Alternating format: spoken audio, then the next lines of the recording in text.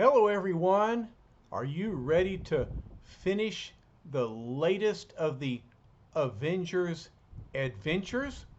Well, I think so.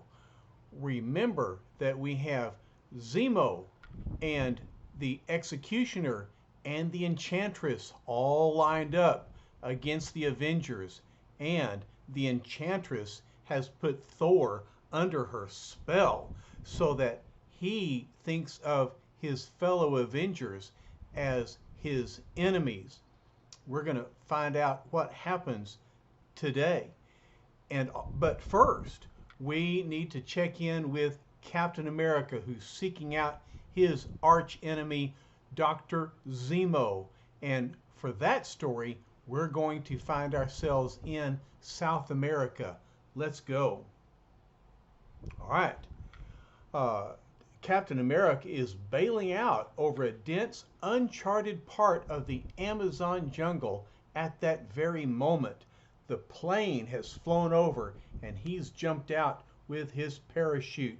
He says, "Wherever you are, Zemo, I'll find you." And hate-filled eyes watch from the thicket below. Zemo sees Captain America. He says the Executioner was as good as his word. Now to prepare for Captain America's final defeat. Ha! I don't think so, but we'll see.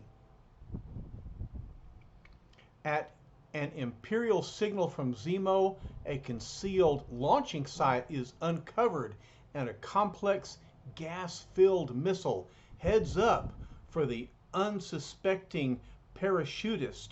Oh my, what's going to happen? Boom! Although he was taken by surprise, the battle-honed brain of the man whom the world calls Captain America devises a protective plan almost instantaneously. Gas, Captain America realizes. I've got to pull my chute down around me fast, so his parachute will protect him. But what will keep him from falling? He says the tightly woven nylon cloth will shield me from the fumes, but I've got to break out before I land. It'll require split-second timing. Then, at the last possible instant, a slashing, sharp-edged shield cuts its way through the cloth, and Cap says, "Here it comes, the moment of impact." Whoosh! I did it!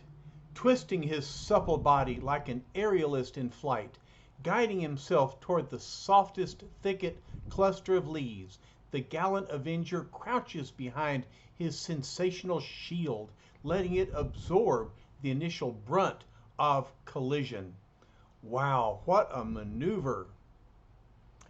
Seconds later, he has to use that shield in defense. Oh no, I didn't go through all that, only to be beaten by some aborigine with a pop gun.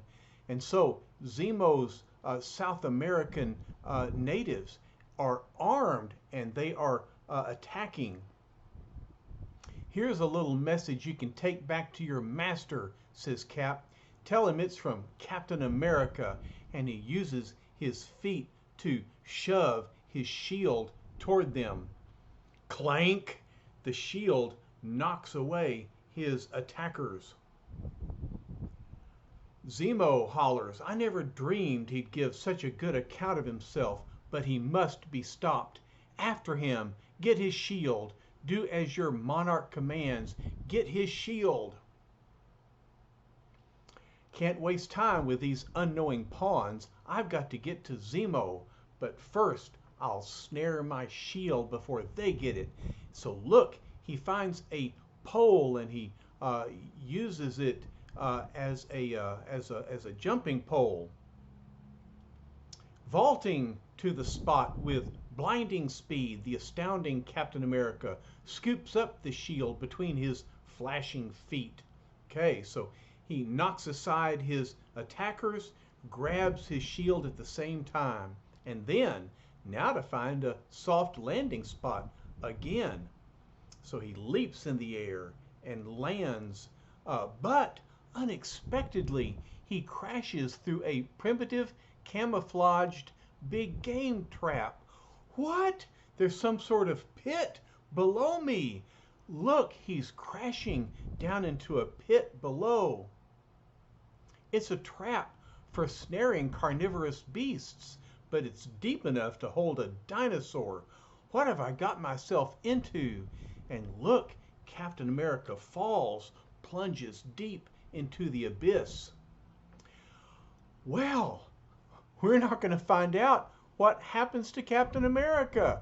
Not just yet, because now we're returning our attention to New York, where a raging Thor, anxious to battle the Avengers, has radioed Giant Man to return home as soon as possible.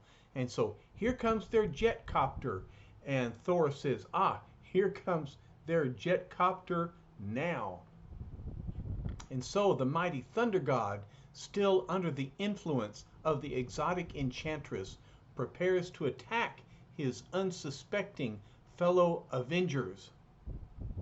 So he swings his hammer. He says, Giant Man and Wasp are evil. I must defeat them for the good of mankind. While aboard the jet copter, Wasp asks, why do you think Thor radioed us to return immediately, Hank?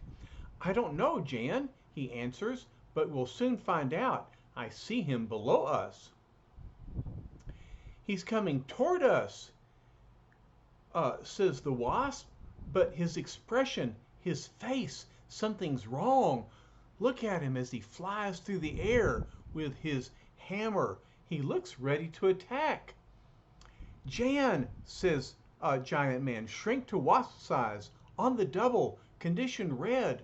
Thor is attacking us. A split second later, shattered by the force of the Thunder God's hammer, the jet copter falls apart as the Wasp flies to safety, while Giant Man causes himself to grow to his largest possible size, thereby having the smallest possible distance to fall. Wow! His hammer smashes the jet copter and it smashes into pieces.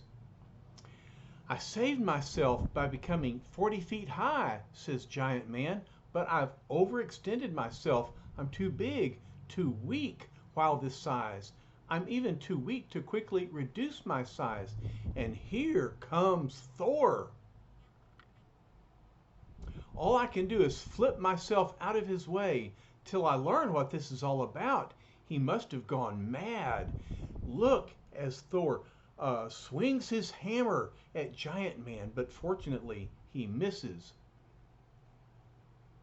Not far away, Anthony Stark recharges his life-giving chest device as he watches a TV show at home.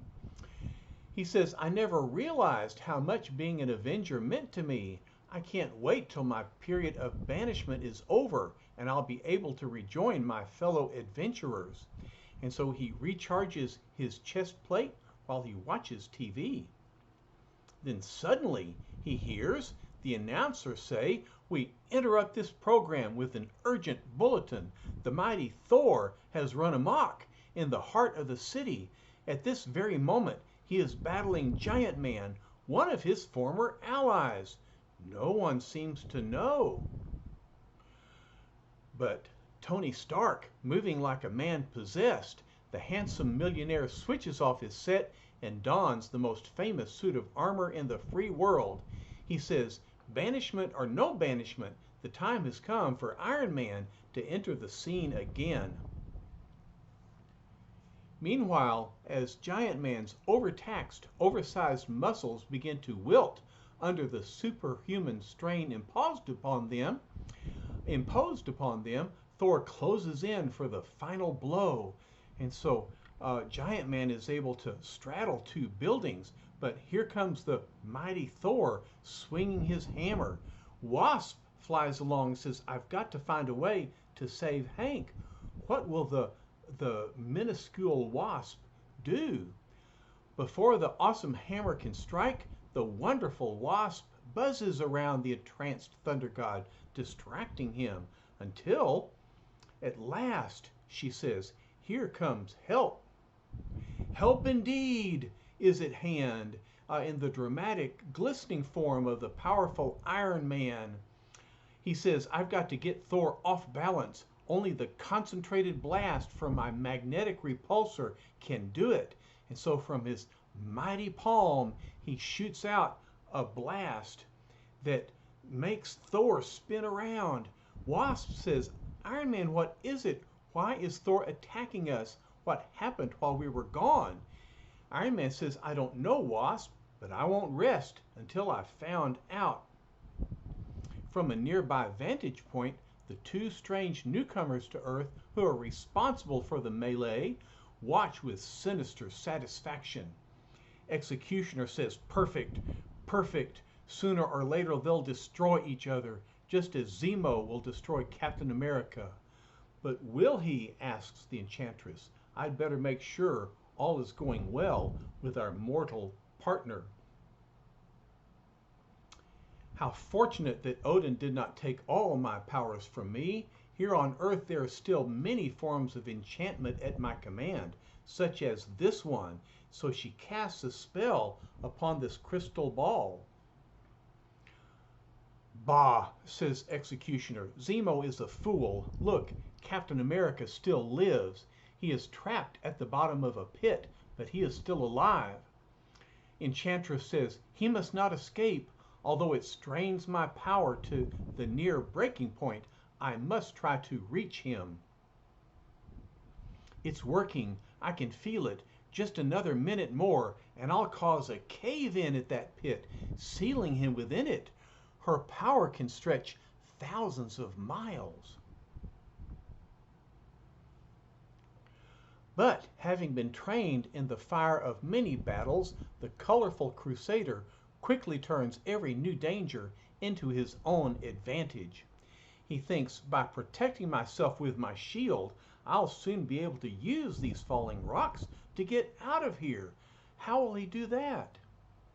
Look, when the cave-in has ended, it's perfect, he says. There are just enough rocks to give me a chance to climb to the surface. And so the Enchantress, instead of harming Captain America, she actually aided him in his escape. And now, as he peeks out over the top of the pit, now to settle accounts with the murderous Zemo. But Zemo has noticed Captain America's new appearance, and he quickly barks an order. The Vibra gun! Faster, you lazy dolts! Hit him with the Vibra gun! What is a Vibra gun, and what will it do? However, the most skillful fighting man of our time, trained to make use of anything he finds on the field of battle, quickly seizes the top of a giant flexible vine, bending it as far back as it will go. I've only seconds in which to strike, but he takes this palm tree and twang! Those seconds are all I need. He releases the palm tree and whap, it knocks away Zemo's army and knocks the Vibra gun away. So far so good, says Cap. Now to reach that Vibra gun before Zemo's men recover. Boom! Captain America uses the Vibra gun himself. Flee, says one of the natives. The masked one fights like a demon. Come back, you jackals, orders Zemo. You can't desert me now. Back, I say. But even as the frantic Zemo shouts in vain, the furious force of his own weapon shatters his primitive palace, bringing it down with a resounding roar. Cap says that finishes his palace, and now for Zemo himself. Then the grim-lipped Avenger turns from the Vibra gun, and he says, first, I'll make sure my shield is firmly magnetized to my usually hidden glove magnets. And now I'll... Wait, the sound of an aircraft beyond those trees. He's trying to escape me again. He's deserting his kingdom, his subjects, heading for the States. And so look at this aerial rocket ship with Zemo in the cockpit. But Captain America races along. He leaps. He says this time he's going to have an unsuspected passenger. Thanks to the transistor-powered magnets Tony Stark helped me design for my battle shield. And so Captain America is hanging on to his shield. The shield is magnetized to Zemo's rocket ship. Meanwhile, all right, we turn our attention back to New York, many miles to the north. Iron Man's repulsor power begins to weaken as the mighty Thor breaks his spin by hooking his hammer onto the nearest solid object. It looks bad, thinks Iron Man. I can't hold him at bay much longer. Back on his own 2 feet again, Thor battles with the desperation of one in a trance. He flings his hammer, saying, "You cannot dodge my hammer much longer." And Iron Man asks, "But why, Thor? Why are you doing this? Why are you fighting us?" However, before the Thunder God can answer, a revitalized giant man, down to his fighting size of 12 feet again, lashes out with the speed of a python, and he grabs Thor's cape. "All right, Thor," he says, "it's time for you to do some explaining, mister." "I shall do my explaining with my avenging hammer," answers Thor. "It is returning to me even now." And so although Thor has his arms around, even though Giant Man has his arms around Thor, when the hammer comes back, oh my. Giant Man realizes, I can't stop him from catching the hammer. He's too strong. If he hits me with it, I'm a goner. I'll have to drop down to the ledge below, as Thor swings his hammer around with ferocity. But before the enraged Thor can give chase, Iron Man comes along and says, "Hold it, Thor. We've got some unfinished business, remember?" And then Iron Man thinks to himself, there's only one answer. He must be under some sort of hypnosis, and I've an idea how to break the hypnotic spell. I must time it just right, catch the sun's reflection at the perfect angle. Now, now. And so he flashes a bright light into Thor's eyes. Thor says, "That blinding light, I cannot see." "It's working," says Iron Man. He stopped. His eyes are clearing. I knew the light of the sun would dispel any sort of evil hypnotic influence. He's himself again. And so Thor now looks at Iron Man and says, "What are you doing here? Is your week's banishment already ended?" So it's like Thor just wakes up and all of a sudden there's Iron Man and Giant Man and the Wasp. Observing from a safe distance, we find the Enchantress says, "We failed. Thor is no longer under my spell." "Bah," says the Executioner. "It is as I've always said. Brute strength is the only answer. The strength of the Executioner." "I dare not tell him I feared his strength," thinks the Enchantress. "I feared he might harm the handsome Thor. Thor, the one I hope will someday be mine." "Look," says the Executioner, "a ship is approaching. The ship of Dr. Zemo." Quickly the Enchantress gestures, and at that instant a mystic force seems to change the course of Zemo's ship, heading it toward the Avengers. Zemo says, "My ship! It is no longer under my control. Who would have the power to do this?" The Enchantress answers, "It is I, the Enchantress. I shall guide you to the Avengers." "There they are," says Zemo. "I'll get them all at once with a withering blast of my giant stun gun." And so he shoots his gun off and catches Iron Man and Thor and Giant Man off guard.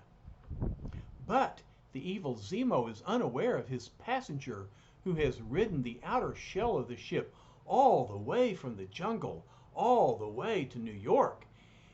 Captain America says, lucky for me, he flew at low level to avoid the probing of radar, and now it's time I joined my host before he does any harm with his ship's weapons. Crash! Using his shield, Captain America fights his way through the windshield of Zemo's ship. Did you see that? Says Iron Man. It was Zemo. First he fired at us, then suddenly he changed course. Now that my brain is clear once again, says Thor, I remember that female I saw. She was the Enchantress. Because of her, I fought you. I was entranced. And so, the ship is floundering.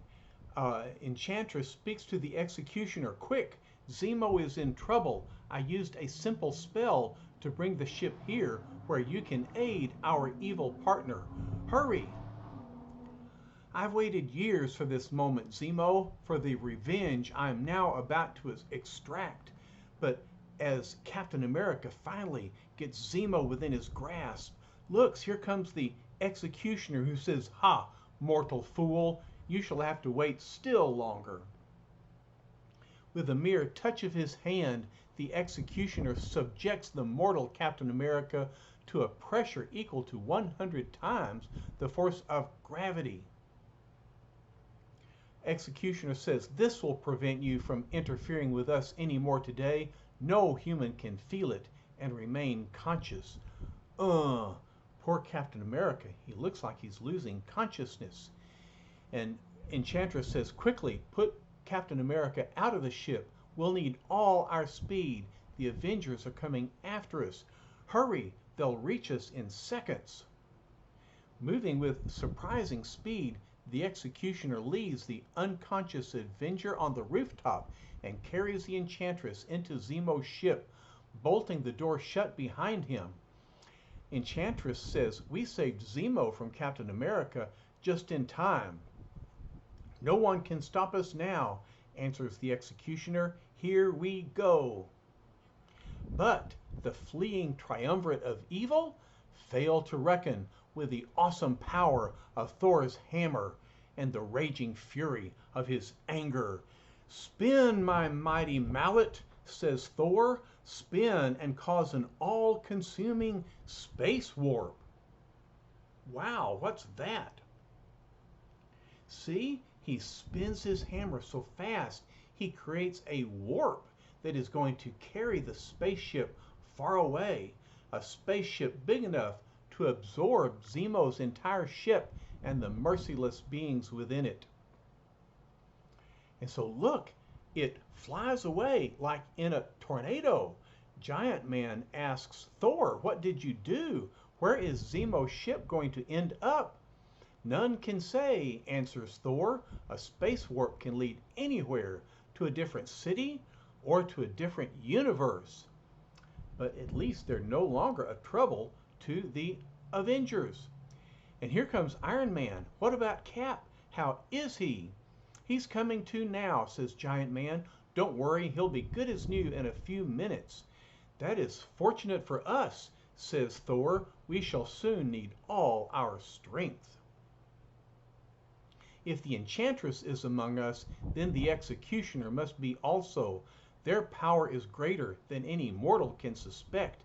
Together with Zemo, they may be as strong as we. Right, they certainly are a strong trio, aren't they? No matter how strong they are, says Captain America, we'll find them, and when we do, nothing can save them. Nothing. Okay, the editor says, and when they do, as indeed they will, you'll be there too, sharing all the thrills and excitement. This is our pledge to you in this, the glorious new Marvel Age of Comics. It is a great Marvel Age of Comics, isn't it? I love these stories, and I hope you do too. Well, let's see what's next.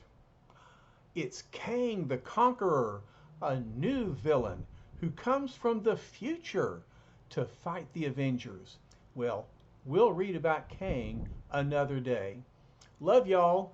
We'll talk to you later. Bye bye.